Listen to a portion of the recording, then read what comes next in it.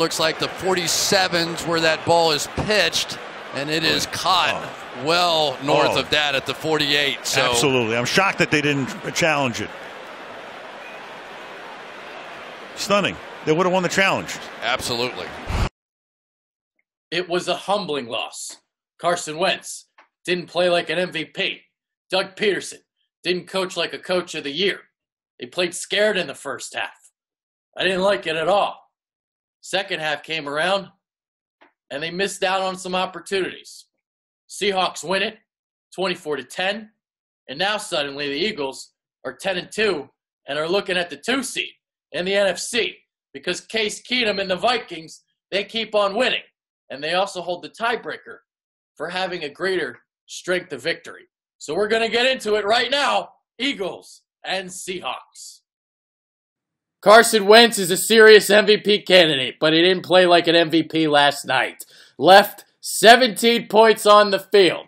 That was a wide-open Aguilar in the first half. Similar route here in the third quarter, and instead of overthrowing him, he underthrew him. And that potentially could have been 6 points. As you see on this replay, a lot of room for Wentz to throw this ball. All he's got to do is just lead Aguilar along. But he didn't. He underthrew it.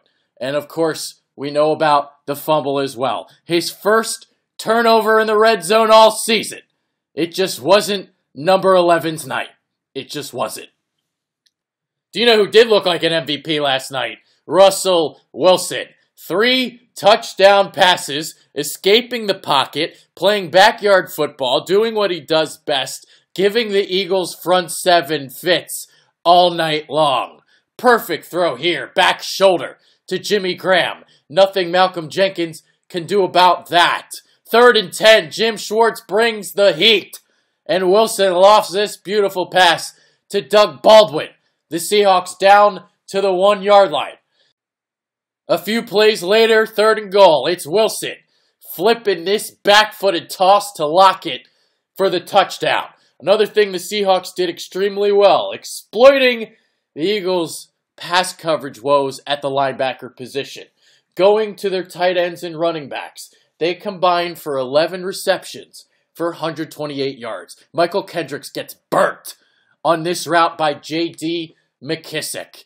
And speaking of giving the Eagles fits all night long, this is how amazing Russell Wilson was. This is a 3rd and 12. This was played wonderfully by the Eagles defense. About as good as you can do. And Wilson still almost got a first down. 3rd and 9. This was the play, the nail in the coffin. Unbelievable improvisation from Wilson. Whether that was a forward toss or not, you got to give a hat tip to Russ on that one. That was unreal. You know what I hated about the first half? The Eagles played scared. 9 of 13 for a measly 45 yards for Carson Wentz. Doug Peterson's game plan was pitiful. He showed way too much respect for this Seahawks defense. No Richard Sherman. No Cam Chancellor. You know how many targets Alshon Jeffrey and Zach Ertz got in the first half? 1. Ew! It's pitiful. Opening drive of the third quarter. Doug Peterson finally made the adjustments. Jeffrey and Ertz combined for 4 receptions. Eagles drive the ball inside the 10, and then obviously Wentz fumbles it on 2nd down. You can get away with making mistakes against the Bears and Niners. You can't get away with it against Seattle. Despite trailing 17-3, Wentz showing the heart, the resiliency of a champion. Somehow gets this ball downfield, gets it off while falling onto the ground to Nelson Aguilar for a 51-yard reception. And then more magic happens. 3rd and 14. Wentz scrambling again, lofts it up for Aguilar, and this is a touchdown. And how about Aguilar coming back to Seattle, where he faced his demons? 7 receptions for 141 yards. Kudos to him. I like the way Jay Ajayi looked last night. 9 carries for 35 yards. Physical with defenders, laying the boom. But I like to see him get more involved in the offense. 20 carries in his first 3 games, 9 totes, yesterday. So getting more involved, putting whatever happened last week behind him, whether it was the fumble or the lack of carries, whatever he was pissed off about, he's not pissed off anymore. I thought the Eagles did an admirable job containing Russell Wilson, especially in the second half, and the gap discipline that they showed. Didn't always show it in the first half.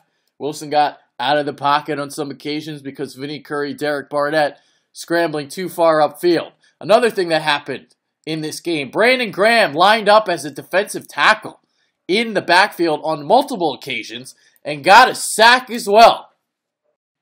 The Eagles' vaunted run defense didn't really show up either last night. 16 carries for 64 yards for Mike Davis. Seattle rushes for over 100 yards in all. Missed tackles, a problem. I'm going to end this with a quote from Doug Peterson. And this was a goodie. So this was from his press conference today. And he says, winning can kind of cover up or mask some things, some deficiencies, a little chink in your armor, if there is any. Coaches and players fall into the same boat sometimes.